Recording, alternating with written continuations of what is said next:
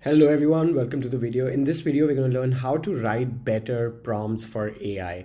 And this is the best upgrade that you can do to your skill set, because by writing better prompts, you'll be able to get better output from AI, whether it's ChatGPT or Google Bard or any other new AI platform or even a new language model that comes up, because prompt engineering fundamentals and the way of writing prompts are similar across the board. Okay.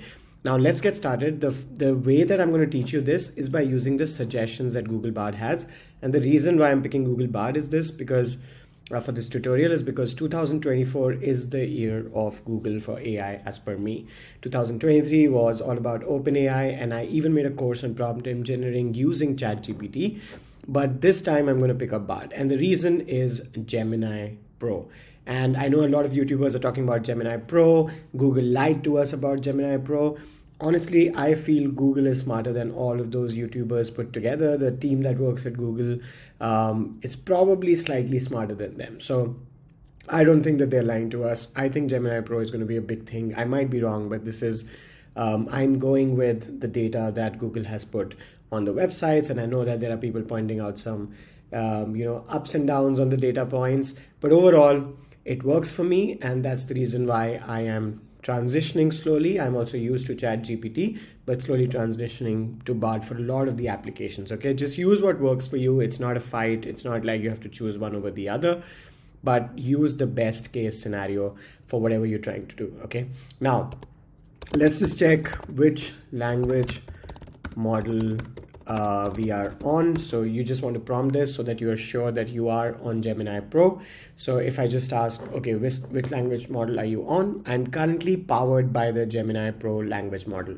If you want to read more about Gemini Pro, just go ahead and do some research on Google's website, so you'll be able to understand more about why this is such a powerful language model. Okay, now let's get into the meat of the video, which is how to write better prompts, how to become a prompt engineer of sorts, and how to just get better output from AI tools. So the first thing we're going to do is we're going to follow the create section, and we're going to select the first one, which is product name ideas.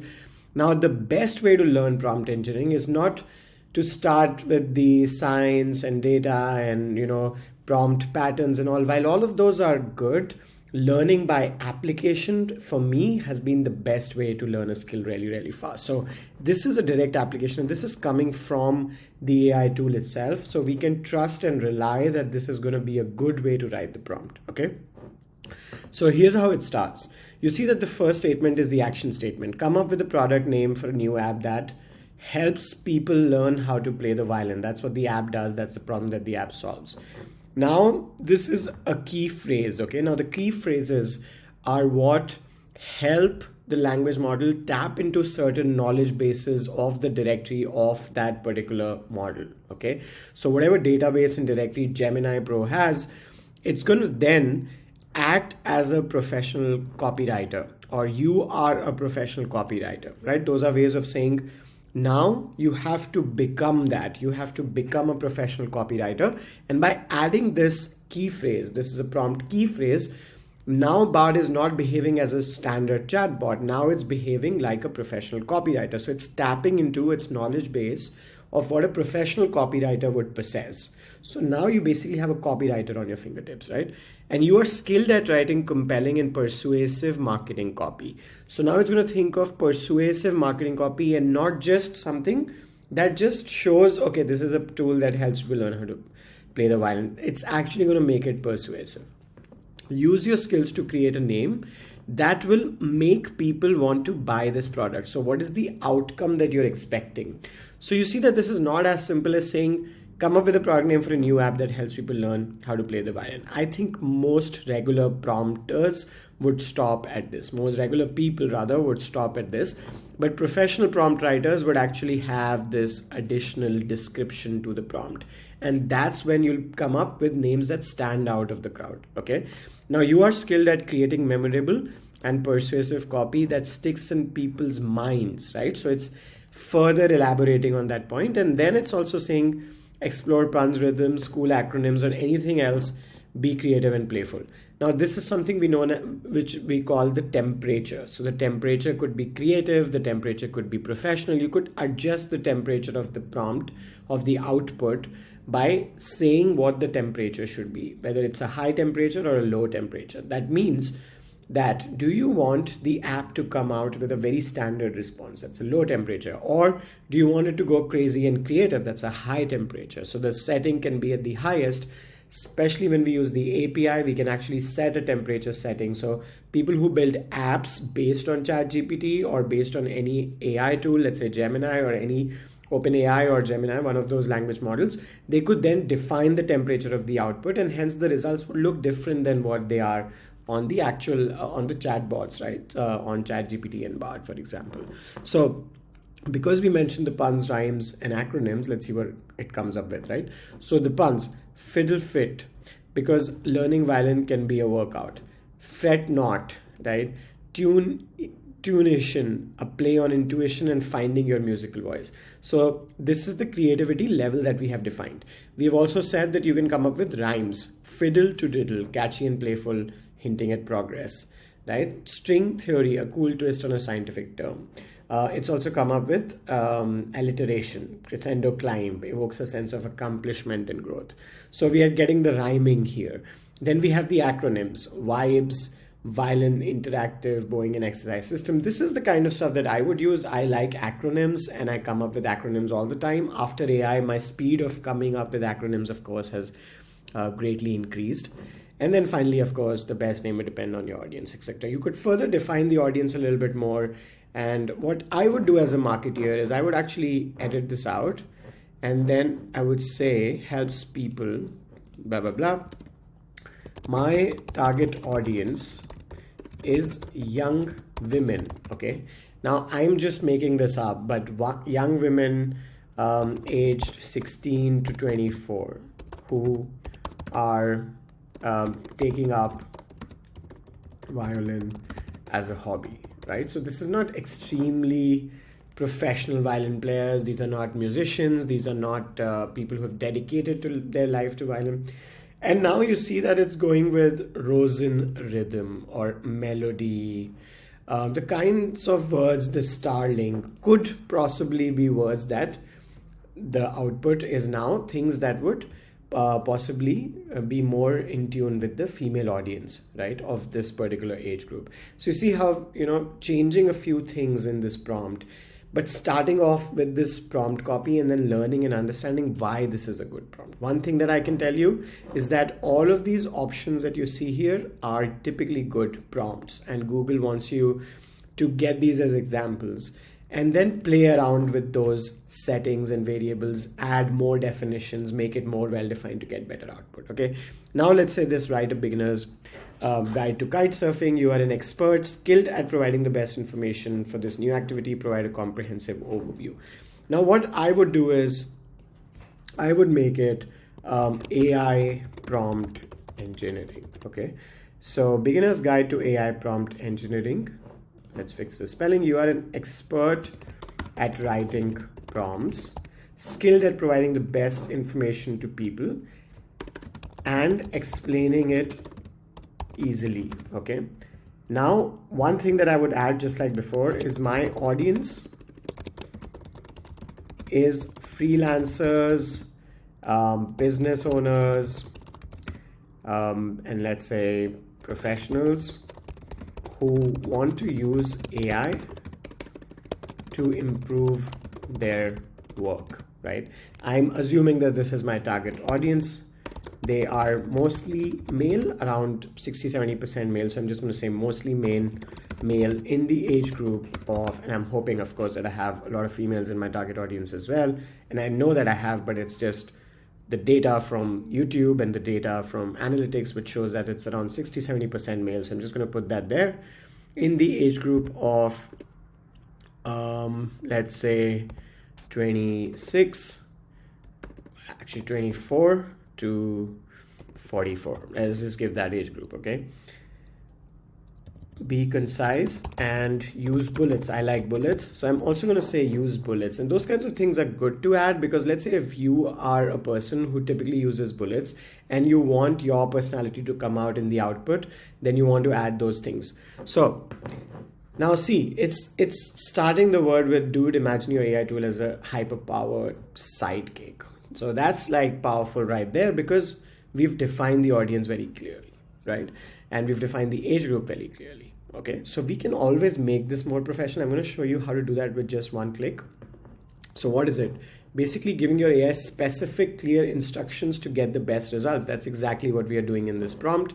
Why use it? We want to get a better output. We are using those bullets, boost your workflow. This could be a beautiful landing page copy or a beautiful email newsletter. It could also be a good description for this video, which probably I'm going to write with Googlebot after this. And then it's like, okay, pick your tool. It doesn't matter, right? There's a whole AI zoo out there. Just choose the one that fits your needs. Exactly what I said at the start of this video. This is literally the script of the video. Then know your goal, right? You want what the output should be. You know your target audience. Then you have this nice acronym that it's created. Master the ABCs. Action, tell your AI what to do. That's how we start. Write a beginner's guide to AI prompt engineering. So now we're developing a structure here, okay? I'm going to keep documenting that structure here. Let's push this down. Those are some ideas that I had this morning. So the first thing is the action statement, okay? That's the first statement that we have. Then we have break it down, complex task. Sorry, go back to the ABCs. Background, give context, the target audience, and the tone. Then we have the background information, right? So we have the A, B, and then we have constraints. Do you want to keep it formal? Now in this case, I could have kept it formal, but since I didn't, it went a little bit on the fun side with the dude and with the vague prompts, vague results. That's okay. It's nice, but really not a lot like me. So I would also give those constraints. So this becomes our framework to work with. Action, background, constraints. Okay. So finally, that brings us to what makes a great prompt, right? And this is what makes a great prompt. So this is exactly what I did. What I did is, what's the action statement, right? A beginner's guide to AI prompt engineering. We literally use the example from Bard to do this. Then we have the background information. That the audience is freelancers, this and that. They are mostly male in the age group. Now, in the default prompt, this information was missing, so I actually added that in. And then the constraints is use bullets, be concise, etc. Now, I'm going to show you one cool thing which I really like about Googlebot. With ChatGPT, you actually have to reply and say, make it more professional, less professional, more casual, less casual, whatever. In this case, you can just select and say more professional. So you just have an option right there on Googlebot to convert the entire prompt into a more professional output, right? So the output that's going to come up now is going to be slightly more professional, as professionals in the increasingly AI-driven landscape. So the dude stuff has been changed to this, right? Pretty good output, pretty solid output. It's updated. You don't have to worry about the time constraint that, beyond the certain date, it doesn't have data, etc. And you have to wait for the next OpenAI update to get that data, etc. Professional power-ups. So it now sounds like someone would use it in a work setting, which is pretty cool, right? So this was good. The ABC formula is still there. And so let's use the ABC formula now to write a new prompt. Okay, so we're going to go to a new chat. And what we're going to do is, let's make not the packing list. Let's make the startup ideas. Okay, let's do startup ideas. Come up with, okay, let's say, or 5 startup ideas. And for a new app that will help. Okay, what happened? Let's go back to that. Okay, come up with 5 startup ideas. Now, instead of, I'm going to make a change here. Instead of giving the problem that it's going to solve, I'm going to let the AI come up with potential problems to solve. That helps me generate passive income in 2024. Now, this is a twist, because what I'm doing is I'm saying it should help me generate passive income in 2024. And what I'm going to do is I'm going to define what my skills are. I have been running a digital agency since 12 years, growing it to 20 lakhs per month in revenue. I also train people on marketing and startups, let's just put it that way. You are an expert.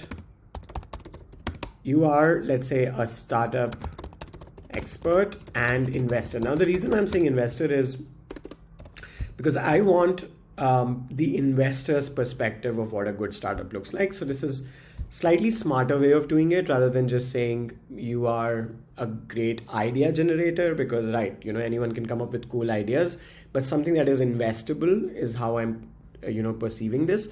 Now there is of course a conflict that the AI has to work with, and you might think it's a mistake, but it's not. Something that generates passive income may not be something which is investable, because investors care about growth versus revenue, profit. They do care about revenue, but not about profit initially. But we care about the passive income in this case. So I'm going to let AI decide what are the investable ideas that will also generate passive income, right? So let's see how smart the AI can get. You're a startup expert and investor, skilled at finding great startup opportunities. Okay, use your skills to create a. Now what I'm going to do here is create a table of ideas with the level of time investment required, the difficulty level, the amount of and the audience to focus on. Right, so I have given it certain constraints. So the output, now this is a constraint for the AI, that the output has to be in a table format. For us, we don't feel it like a constraint, but it is a constraint for the AI. Keep the answers detailed and add pros and cons of each idea as well. So let's see if we followed the ABCs. The action statement is come up with the 5 startup ideas that will help me generate passive income in 2024. Then there is the background information, right? I have been running this agency, blah, blah, blah, blah, blah, and you are this. So I am this and you are this. Finally, there is the constraints. Make it in a table, add the level of time investment required, add the difficulty level, add the audience to focus on, keep the answer detailed, add pros and cons. Those are all the constraints. So we have followed the ABC. Now we're going to submit this prompt and see what the app comes up with.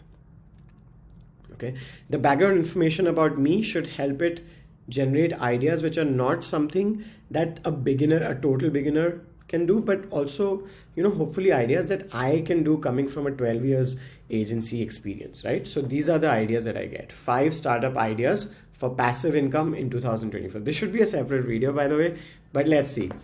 With an INR 20 lakhs per month agency and marketing expertise. So it's taking my expertise into consideration.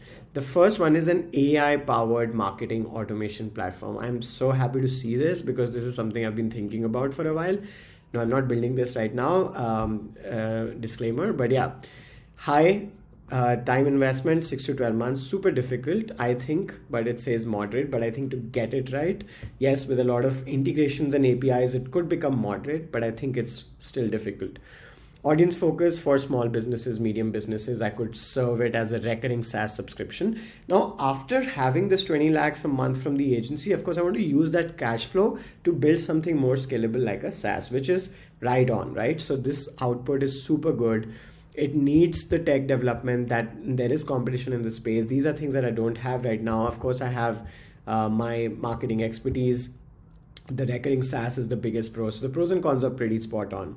The second one is curated marketing playbook library. By the way, I know a friend who is doing exactly this, who is also an agency owner, has been an agency owner for over 10 years. Takes around 3 to 6 months of effort, pretty much spot on, less than what it would take for the automation platform. The MVP is easy, but building it up.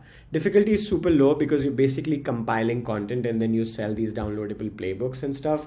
Potential for low profit margins because you need a lot of recurring content creation and you might be running ads to drive traffic. So that makes a lot of sense. Marketing masterclass membership site. This is something we already have, Growth Grad. So great idea, of course.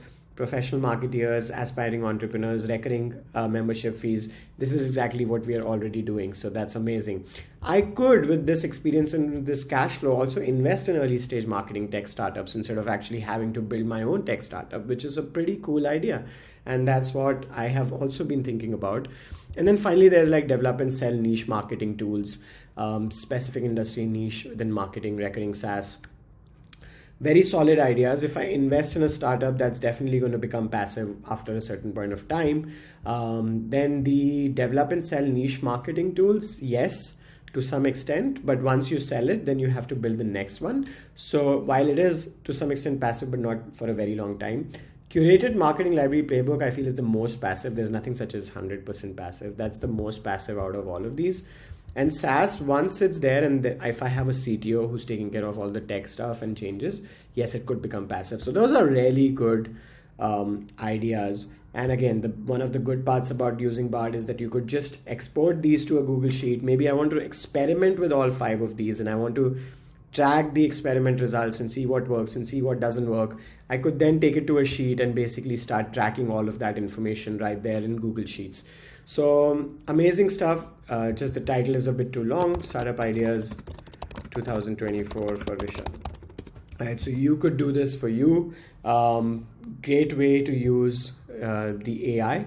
The important thing that we take away today is the ABC of writing a good prompt. You have the action, you have the background, you have the constraint. So use that for writing prompts and see how the outputs are different. Play around with your constraints, play around with your outputs. Like I said, you also have this quick hack to make it simpler, more casual, more professional, and so forth. In this case, what matters is just the table output. So it really does not matter if it's sounding professional or casual. It's just something that I wanted to move from the chat to Google Sheets, which I have already done, right? So yeah, great stuff. And I also enjoyed making this video. So if you want more videos like this, let me know in the comments. Thank you so much for watching. That's all for this one. Bye.